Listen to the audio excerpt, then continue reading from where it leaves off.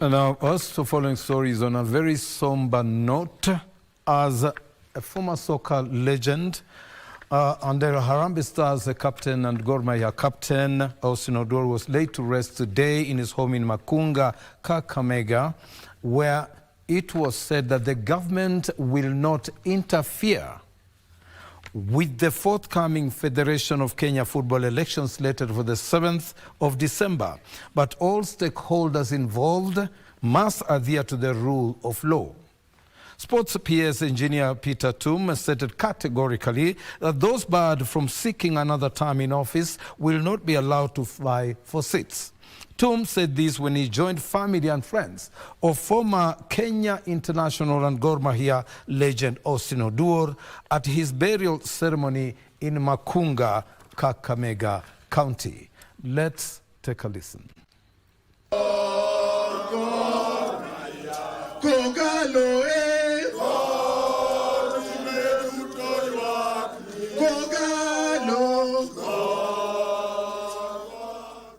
Family, friends and loved ones gathered in the sleepy village of Makunga in Kakamega County to bid farewell to the late Austin Oduor. Oduor, a legendary defender who skippered Gor Mahia to continental glory, was eulogized as an exemplary leader whose actions spoke louder than words both on and off the field. Austin has been a good example to us of how each and every one of us should live.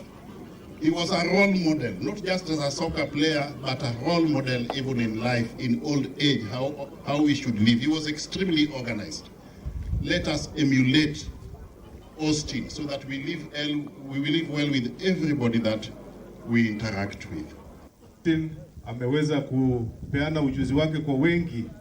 He has nurtured watu wengi, na hapa tunajivunia kwamba ndugu yetu, unaposafiri, unapoketi kule mbinguni, letu ni kuomba Mwenyezi Mungu aipokee roho yako na iweke mahala pema. Austin alikuwa pendi uongo, afadhali umwambie ukweli hata kama ni mbaya. Lakini the minute tumemdanganya hapo kutakuwa na fujo. Speakers at the burial ceremony sought to have the government honor legends by creating a fund that will ensure regular and predictable token to help sustain them after their heydays. They also want sports academy and a stadium built in honor of Austin Oduor and his family, a family that has contributed no less than half a dozen internationals on the soccer scene. Atupatie katika makadirio yake hela kidogo tujenga academy na Baholo ambayo ndugu zetu the Origi watakuwa wanatupatia ujuzi wa kutosha ili tuweze kuendelesha ujuzi wa Austin katika dunia hii yetu. This is a great man, the only Africa award-winning captain in Kenya. The only person who has lifted a continental trophy. Somebody who has captained the Kenya national soccer team, Harambee Stars. Those are no mean achievements.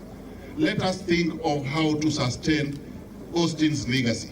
At a bare minimum, we should be able to have an annual tournament played here in Makunga or anywhere in these environs or anywhere else in honor of Austin Oduor.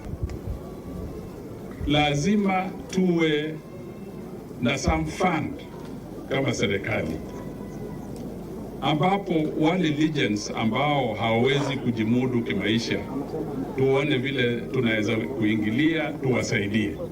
The late football legend Austin Oduor leaves behind a widow, 6 children including former Harambee Stars goalkeeper Arnold Origi and several grandchildren. Meanwhile, the Principal Secretary for Sports Engineer Peter Tum made it clear that the forthcoming FKF election must be done within the confines of the law. Na sheria ya football ni tatu. Kuna ile sheria ya ministry na iko kwa kitu inaitwa Sports Act. Kuna ile sheria ambaye imetoka kwa FIFA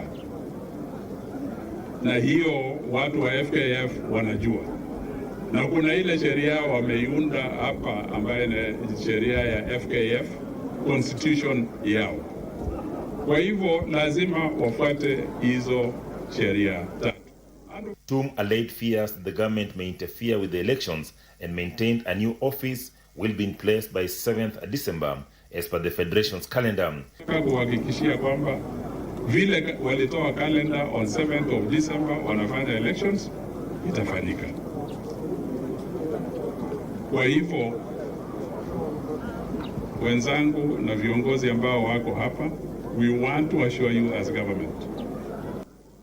The county elections have been temporarily stopped after a court injunction was filed by a group calling itself Kenya Football Association. Achola Simon, Legends Edition, Kakamega County.